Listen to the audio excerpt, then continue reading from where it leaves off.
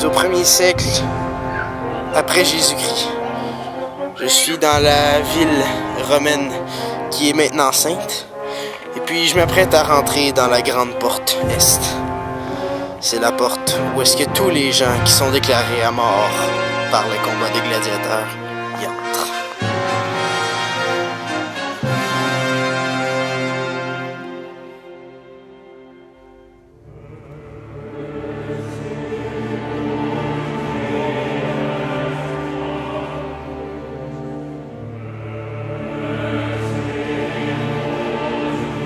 Cette immense porte comporte à gauche une salle où est-ce que je vais me reposer avant de suivre mon destin.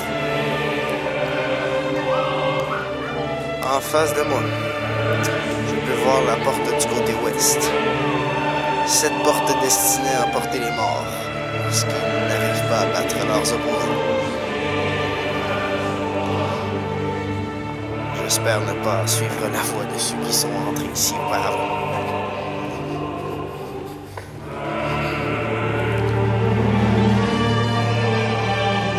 Des immenses arches autour de moi.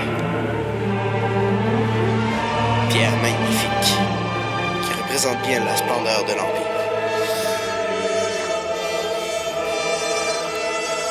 Voici la fameuse salle de repos à gauche. Alors je vais rester ici un peu, mais déjà on m'appelle pour me battre.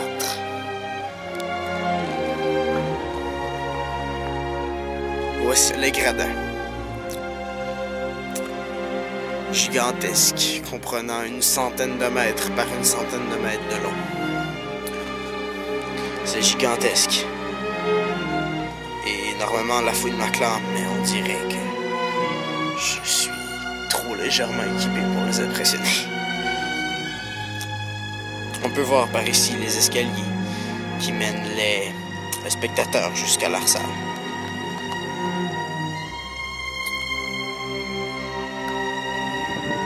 Alors me voici prête à tomber sur le champ d'honneur pour mon empereur, pour mon pays.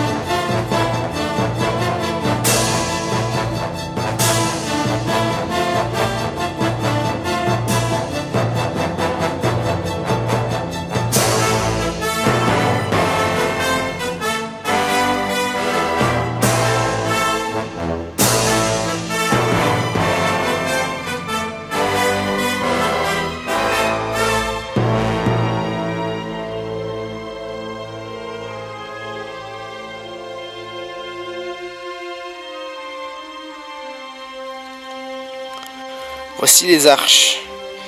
Elles sont utilisées pour soutenir la structure de cet immense amphithéâtre. Du côté ouest, on a utilisé une colline naturelle. Tandis que du côté est, on a construit un bâtiment pour pouvoir soutenir les gradins. Alors c'est ce qui fait de très intéressant sur cet amphithéâtre. Alors voici ce qu'on appelle le podium. C'est l'endroit où est-ce que les grands, riches et gens importants, les citoyens honorables s'installaient. Alors c'était juste à côté des grands combats. Et pour les protéger des bêtes comme les tigres et les lions, on installait un petit parapet, comme on peut voir un petit morceau ici. Voici les escaliers. On y descendait pour aller soit au podium, soit au rang qui était ici exactement. Alors, ces escaliers étaient totalement ensevelis pour mettre les gradins au-dessus d'eux. Il y en avait aussi des versions plus petites, comme celle-ci, qui s'y rendaient seulement au deuxième rang. Alors, tout était enseveli pour ne rien cacher du spectacle. Cette salle servait aux gladiateurs juste avant qu'ils se battent. Ils se reposaient et se préparaient mentalement et physiquement au combat.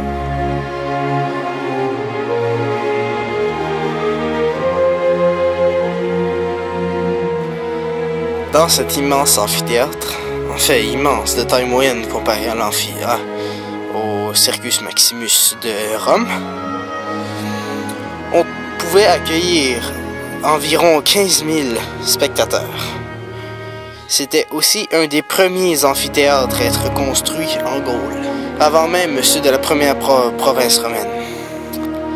Cette province-ci était la deuxième province envahie, mais son amphithéâtre avait été créé avant. Au début de leur carrière, un gladiateur sur 10 mourait en se battant. Ensuite, leur chance de mourir augmentait parce que la foule voulait des combats sanglants. Et les débutants n'étaient pas vraiment des bons combattants, alors il y avait rarement des morts. Tandis que lorsque c'était le plus expérimenté, donc les myrmidons, ceux avec un casque de poisson, une longue épée, se battaient, les chances augmentaient terriblement. C'est pour ça qu'il y avait des morts constamment et vraiment extrêmement sanglantes. On pouvait se retrouver la jambe coupée, la main coupée et même la tête. Alors voici le premier amphithéâtre que je visite. C'est magnifique, c'est gros et j'ai pas du tout du mal à imaginer les combats qui se faisaient. Donc il y avait ici un gladiateur qui saignait, un autre qui attendait dans cette petite salle-là.